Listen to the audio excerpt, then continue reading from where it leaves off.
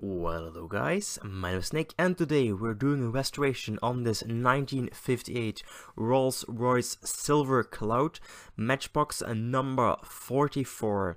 As you can see, it has quite a lot of paint missing, but the wheels, axle and base are in quite good shape.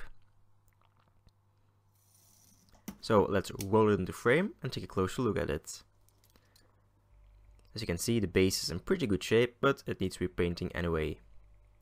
The axles aren't rusty and spin freely. So now it's time to get the base of the model. So let's drill out these damn rivets. One on the front, one on the back. I know it's the back and I messed up. Oh well. So let's try not to drill on my hand, because that hurts, I think. Take a screwdriver and just launch the base in a direction of choice. I choose downwards and I stick with my choice. So as you can see, we got everything off. Now it's time to get the wheels of the axle. So how I do it, I just take my Dremel and I take the little metal edge of the axle, and that's how the wheel just slides right off. So let's take off the metal edge. And the wheel just slides off. And do the same with the second axle. Now time to get the paint off. So using my usual amount of paint stripper, I apply it to the base and to the model itself. Just closing the lid afterwards and leave it for about an hour, maybe an hour and a half. Depends on how thick and how stubborn the paint is. This time it came off pretty easy, so I only left it for about an hour.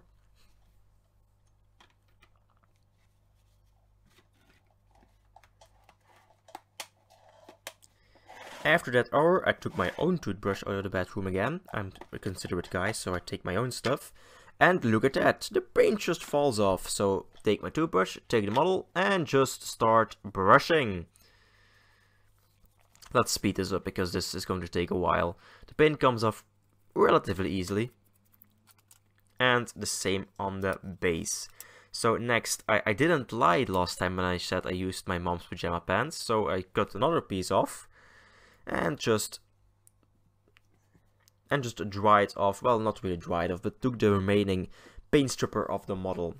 Next, I took a piece of Scotch-Brite and I just sanded away the remaining of the paint and some imperfections in the body. This is after about 15 minutes of, oh, it's called Scotch-Briting? Is that a word? I don't know. So for primer, I use a fine surface primer by Tamiya in white. Just shake up the cam. And apply one light and one heavy coat. Now for the color, I actually mixed two colors together. First I used the XF20 medium gray, and for the second color I used the XF14 sky blue. Just mix them up and I got this color, which is kind of close to the original bluish grayish color. So let's apply the color to the model. Starting off with a light tech coat, then doing a medium coat, and then finishing off with a full wet coat to get the really kind of shiny look to this model.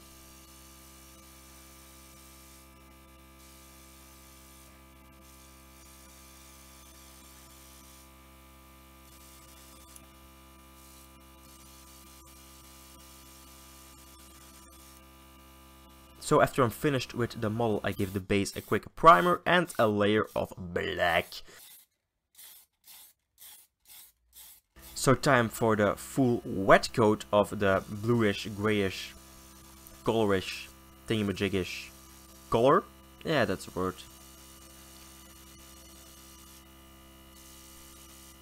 Make sure to get in every nook, every cranny. And even paint the inside, because this model does not have a windshield, you can literally see everything. So I decided to give the inside a lick of paint also. So now it's time to add the details. I let it dry overnight, took my silver-ish paint and start filling in the grille, the headlights, and on the top of the fenders there are some blinker thingies. I looked at a Riddle car and they're kind of chrome, so I decided to do them in the same color. pretty nice. Then I decided to go one step further, and just to add a little bit more detail, I decided to paint the door handles in the same color. This is actually my favorite step of every restoration, every customization. I love doing the little details they did to just make the model, well, stand out, I guess.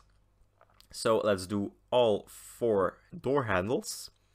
And after that's applied, just add one more spot to the trunk handle thingy. Trunk handle. Yes!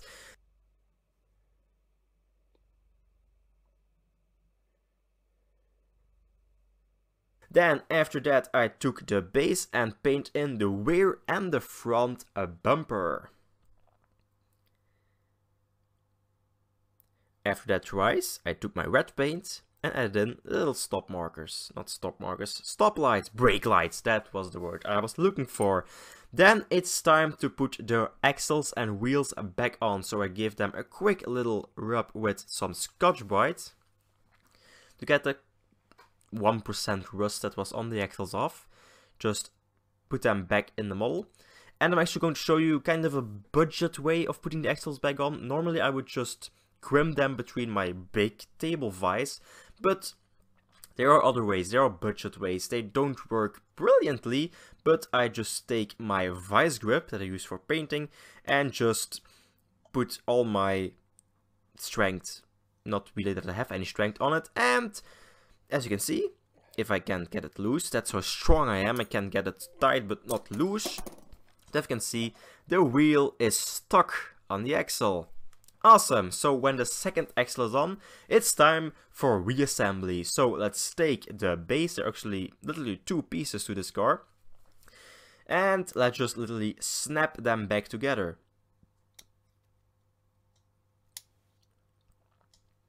And we have a completed model. So let's take a look at it before. And let's take a look at it after. So thank you very much for watching. Please leave a like, subscribe, and please head over to my previous video where I did a build off against the one and only Matchbox Garage. Hope to see you in a future video. Bye.